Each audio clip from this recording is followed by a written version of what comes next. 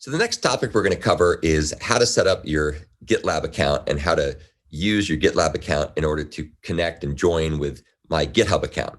And these slides, I posted these slides to the Piazza link, but I wanted to kind of walk through them and give people a chance to ask any questions you might have. So the way this is going to work, the first thing you have to do, of course, is set up your GitLab account. So you have to go, if you haven't already got one, you have to go create one. You have to register with gitlab.com. And you should also go ahead and set up an SSH key so you can do secure access. It'll simplify a lot of things. And it's just a good thing to have in general. If you need some help setting up your SSH key, take a look at the link at the bottom of the slide down here, and that'll give you some instructions on how to set this up. It's really quite simple, but you just have to go through those couple steps. So you create your GitLab repo. So that's the first thing you do. That's item number one over here. And then what you're going to do is you're going to go on your local computer, your laptop or desktop, most probably your laptop, and you're going to clone your repo. So you'll say, at the prompt, you'll say git space clone space git at gitlab.com : whatever your GitLab ID is. Mine is Douglas Craig Schmidt, but whatever yours is, you'll put that there.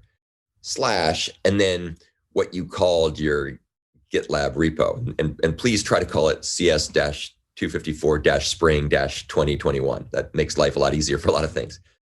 So when you do that, that will go ahead and it'll clone what's usually known as an empty repository onto your local machine. So at that point, you then, at the command prompt, go cd and change directory into that working folder. So now you're on your computer. You probably have an empty repository, and unless you had other stuff from other classes. And now you're up and ready to go do the next part. So the next part is you're going to go and basically connect to my GitHub repository. We use GitHub for my account because it's public code. We use GitLab for your code because it's private.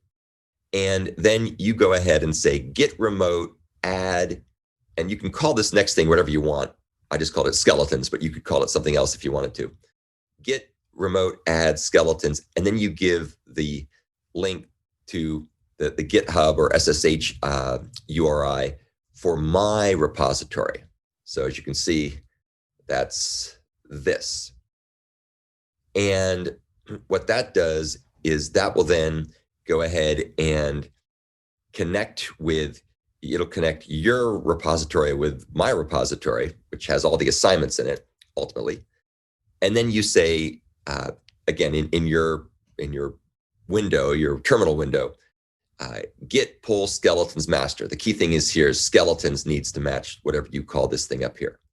So what that's going to do is that's going to go ahead and pull my skeleton code and the project and so on into your local workspace on your computer.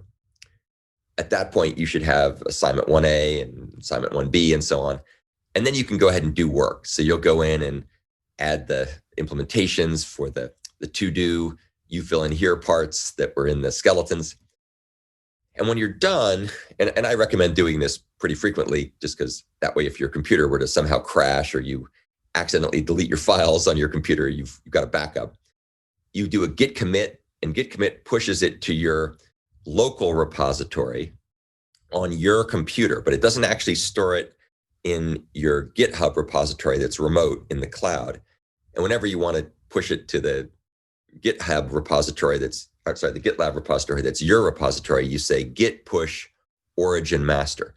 And that's referring to your repository. Please don't try to push to my repository. It's not going to work. My repository is read-only, so you can't push your code to it. You don't want to be pushing your code to my repository, for one thing. So this will actually then put the changes up in your GitLab repo. And that's where you want them to be. Because that way, if your computer's lost or stolen or crashes or something bad happens or you delete the files accidentally locally, you still have it on the GitLab repo in the cloud, and you should be able to go ahead and reclone it or pull it or whatever you need to do to get it back. So those are the basic steps. I know it seems a little bit confusing at first, but it's not that hard. And there's some instructions along these lines in the wiki page for the CS254 account in particular, FAQ item 13 talks about this in the frequently asked questions file for the class. And then there's also another whole link that explains how you do the updates and so on.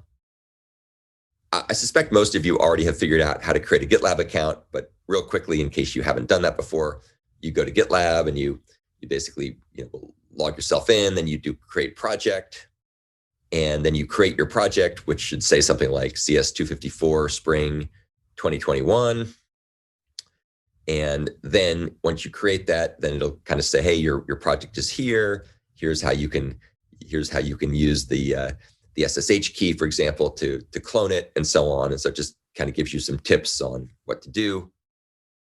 And then you can go ahead and invite various project members to be maintainers. And that would include, of course, me and the TAs.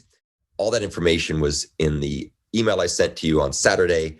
And I also just put it on Piazza for quick reference. So you can find the list of GitLab IDs to use there. I pinned the names to use for that in Piazza. And I also pinned the Zoom links on Piazza, just in case you forget them or you delete my other email or something like that. The TAs will be putting their Zoom links on Piazza. Some of them are already there. Others will be going up shortly. So you'll have a way to go and talk to the TAs if you have other questions about the setup. So that's a quick overview of kind of how to use GitLab. It's a little bit confusing at first sometimes, but believe me, once you understand it, it's pretty simple to use. And the effort you take to do it one time should then serve you for the rest of this class, as well as other classes at Vanderbilt that are likely to use Git as the source code repository.